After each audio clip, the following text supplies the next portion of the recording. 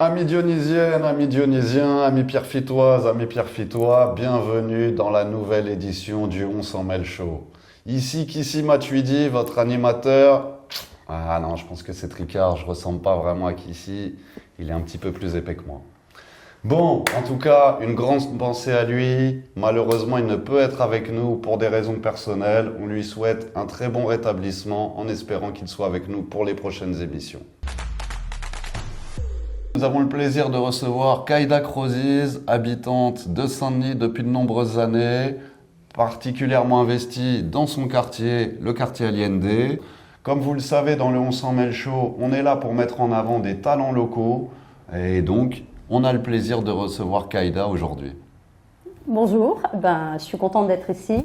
Kaïda, est-ce que, voilà, nous on te connaît un petit peu, mais pour nos téléspectateurs, si tu peux nous dire un petit peu qui tu es et quelles sont un peu tes préoccupations pour notre territoire. Je suis une maman de 3 garçons, j'habite à Allende, je suis enseignante de profession. Moi, ce qui m'anime, c'est vraiment le bien vivre ensemble. Qu'on vive de manière la plus intelligente possible et la plus juste possible. On vient tous de divers horizons. La ville de Saint-Denis, moi, j'y ai habité, j'y ai emménagé en 2011-2012. Ce que j'ai tout de suite apprécié, c'est la ville populaire qu'elle est. Vraiment, toutes classes confondues, il y avait une superbe ambiance, il y avait beaucoup d'associations, le milieu associatif, il était vraiment dynamique. Et c'est ça que j'aime à Saint-Denis et que malheureusement, je ne retrouve plus trop. Est-ce que tu ne retrouves plus trop ça parce qu'il y a des sujets particulièrement importants pour toi qui te semblent en péril ou sur lesquels il faut se mobiliser Alors moi, à chaque fois qu'il y a quelque chose qui m'indigne, qui m'énerve, je sors, quitte à être toute seule sur le perron de la mairie, j'y vais, je m'en fiche. Et d'ailleurs, tu m'as dit, c'est quoi ton petit surnom ? Madame Punchline. Madame Punchline. Bon, on va pas t'appeler Madame Punchline, mais vas-y. Ça a été quoi, toi, un peu les punchlines ces dernières années que tu as mises ou qui t'ont particulièrement choqué, embêté ? Alors, moi, la première fois où vraiment je me suis levée comme ça en tant qu'habitante à Saint-Denis, c'était contre les stationnements. On était avec des personnes, voilà, le stationnement allait devenir payant à Saint-Denis. Pour moi, c'était pas possible qu'une mairie de gauche puisse faire payer le stationnement et tout. Donc voilà, on s'est levé. On était deux avec Greg et on a lancé une pétition. On a commencé à mobiliser les gens. Au départ, ça prenait pas trop et puis d'un coup, ça a tellement pris que ça a été récupéré par d'autres. Mais je m'en fiche. L'essentiel, c'est que le message soit passé, le reste, on s'en fout. La deuxième chose, c'est mon indignation quand le directeur du cabinet, Bono, parlait des chauves-souris d'une manière condescendante et méprisante. Là, je me suis retrouvée, je n'oublierai pas, avec ma pancarte « Je suis la fille d'une chauve-souris ». Et ouais, je pensais à ma mère, je me disais, mais purée, de quel droit il nous voit, il nous regarde comme ça, c'est pas possible. Et ce mec, il est directeur de cabinet. Voilà, au début, on était avec Sofiane, petit coucou à Sofiane. On était deux sur le perron et on était vraiment peu. Et tout doucement, pareil, le mouvement a repris jusqu'à ce qu'il le mette en vacances, jusqu'à ce que notre mère prenne son IRCAB et le mette en vacances, payé, bien sûr, pas comme nous. Nous, on aurait été limogés, on aurait été... Mais bon, passons. Ça s'appelle les congés payés. Oui, pour les avoir, voilà. Donc, voilà, c'est tout des choses qui nous... en fait, on fait des choses, on nous regarde déjà de cette manière méprisante, surtout les gens des quartiers. Moi, j'habite sur Allende. Encore récemment, on nous fait une réunion pour la résidentialisation de la cité Allende dans le 5. Et on nous prend comme des élèves et on nous dit attroupez-vous, vous n'avez pas le droit au téléphone, vous n'avez pas le droit à ci, on est des habitants, on est des locataires, on paye notre loyer, vous ne nous le donnez pas le logement.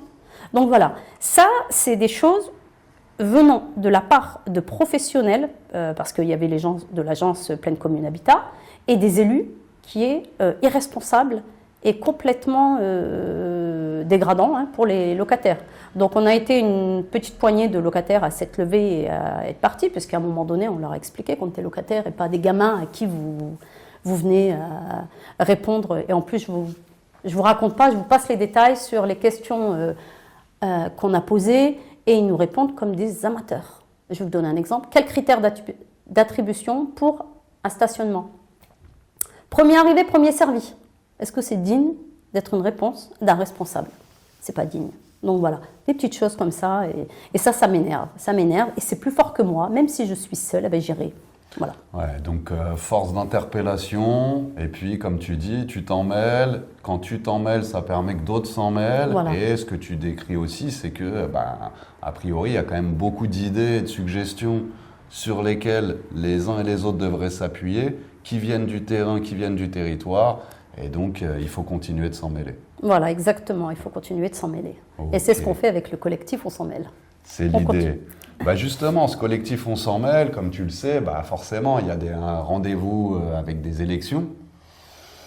Bon, voilà, toi, dans un monde idéal, on arrive en 2026, on sait ce qui s'est passé un petit peu ces dernières années. Idéalement, tu aurais voulu que les choses se passent comment?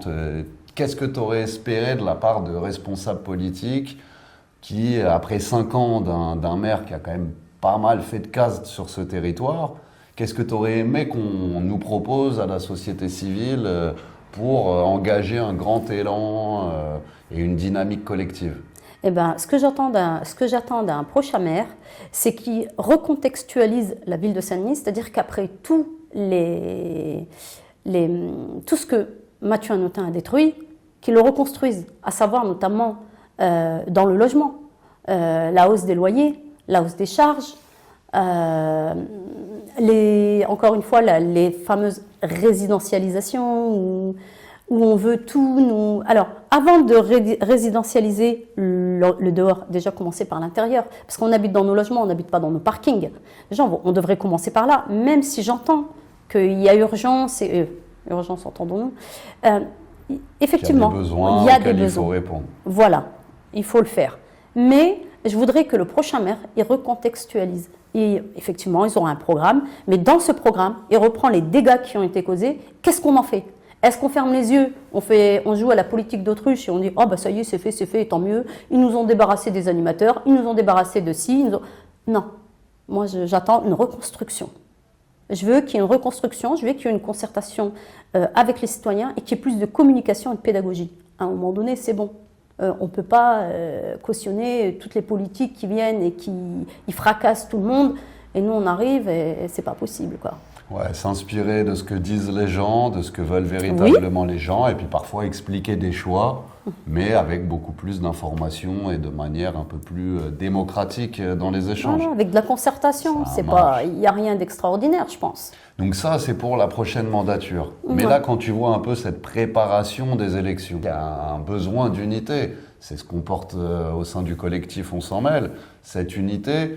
Justement, voilà, comment tu apprécies un petit peu les choses de ce que tu vois, alors qu'aujourd'hui, on est fin novembre, les élections, c'est demain. Oui. Comment tu vois les choses et comment tu aimerais que les choses se passent?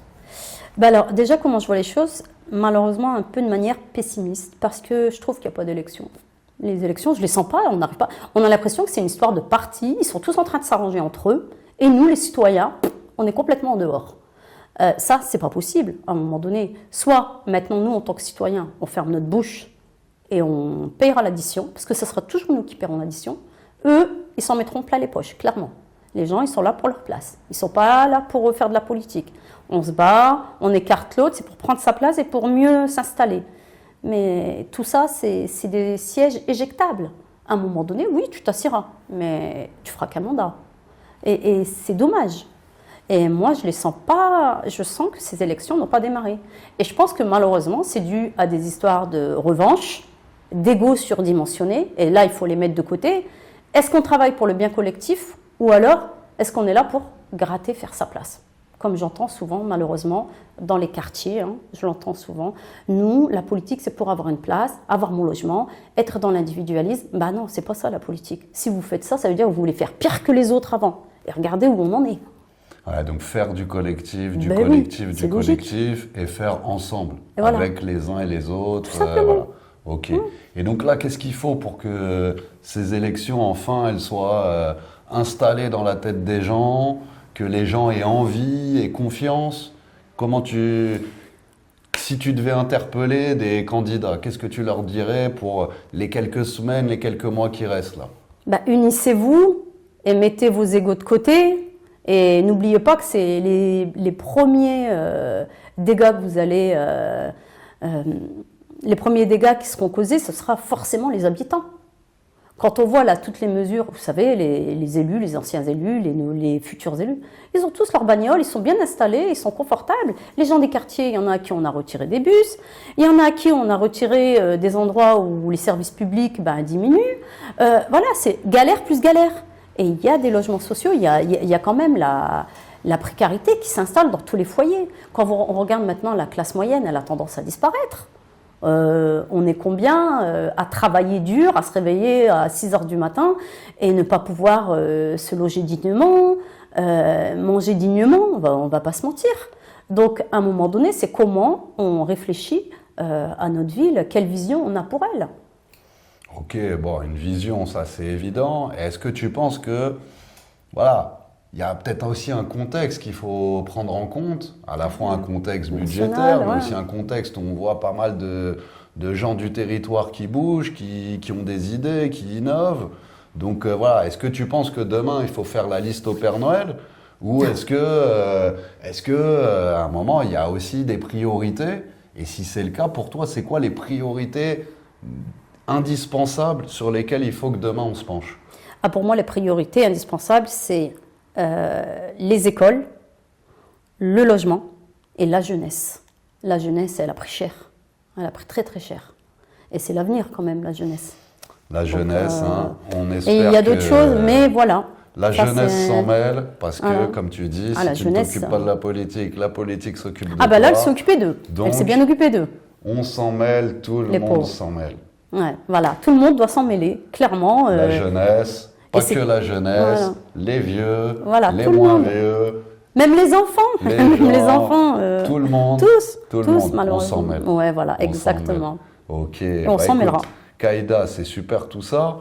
Comme tu le sais, dans notre émission, on a aussi des rubriques qu'on fait apparaître à chacun de nos rendez-vous. Et pour cette fois-ci, c'est à toi de nous faire des propositions. On va partir sur la dinguerie de la semaine. La dinguerie de la semaine, c'est quelque chose de pas très cool, qui a une résonance pour toi, qui s'est passé à Saint-Denis, à Pierrefitte, qui a pu se passer ailleurs, qui a pu se passer récemment, moins récemment. Toi, c'est quoi la dinguerie de la semaine pour toi? C'est vraiment la dinguerie tout court. C'est les fermetures d'antennes jeunesse, aucune vision politique pour la jeunesse. Parce que pour moi, fermer les antennes jeunesse, effectivement, dans les antennes jeunesse, pour moi, tout n'était pas rose. C'est un dispositif que je connaissais plutôt pas mal. Comme je disais, j'ai mon frère qui travaillait dans ces antennes jeunesse. J'y ai fait énormément de bénévolat. Je pense que pour certaines antennes jeunesse, elles avaient atteint leurs limites. Voilà, je pense que c'est un super levier pour travailler avec la jeunesse. Il y a des actions de prévention à la santé à faire. Il y a ces dispositifs, pour moi, s'ils sont exploités avec des gens formés, par exemple la fracture numérique, où on met à disposition des ordinateurs, ou par exemple maintenant quand on regarde les gamins sur les attestations PIX, au collège, au lycée, dans l'enseignement supérieur, ils en ont besoin. S'ils n'ont pas quelqu'un qui les guide, donc il faudrait limite un formateur en informatique.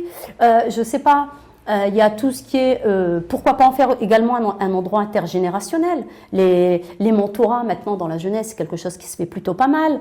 Les échanges de pratiques, de savoir, il y a plein de choses à faire avec ces dispositifs. Et là, nous, ils leur ont mis des animateurs certainement qui fut un temps où ça marchait bien, mais là ça y est, le dispositif il était certainement essoufflé, je comprends, mais qu'un maire vienne et ferme des antennes jeunesse, en gros il dit là moi stop, je ne sais pas faire, mais par contre je sais ramener la police municipale pour leur taper dessus, ça je sais faire, il n'y a pas de souci, l'argent qu'on met d'un côté, on devrait le mettre pour enrichir notre jeunesse et aussi les regarder cette jeunesse avec un regard positif et un regard bienveillant.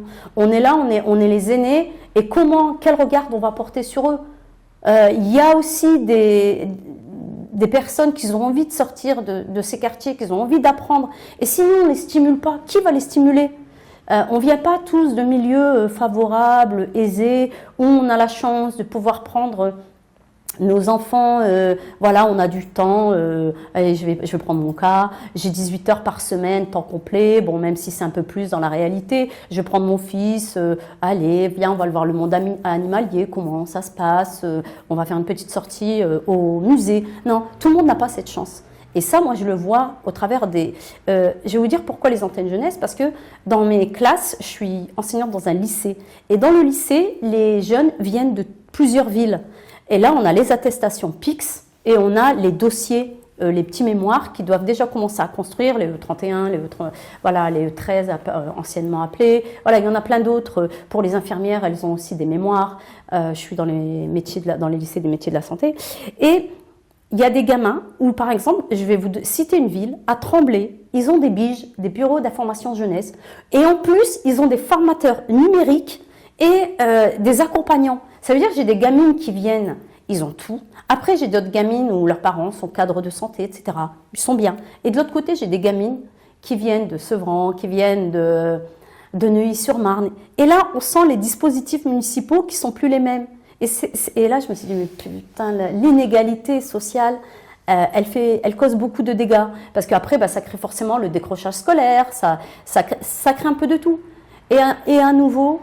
je pense c'est quel regard nous on porte sur la jeunesse et quel espoir on a. Ouais, ce que tu dis, c'est des moyens, oui. D'une considération, mais aussi une envie de faire rêver. Ouais, voilà, exactement. Et la mairie a son rôle à jouer là-dedans. Exactement. Okay. Et ça pourrait être également des endroits intergénérationnels, comme ça se fait en Europe. En Europe, on ouvre des crèches dans des EHPAD.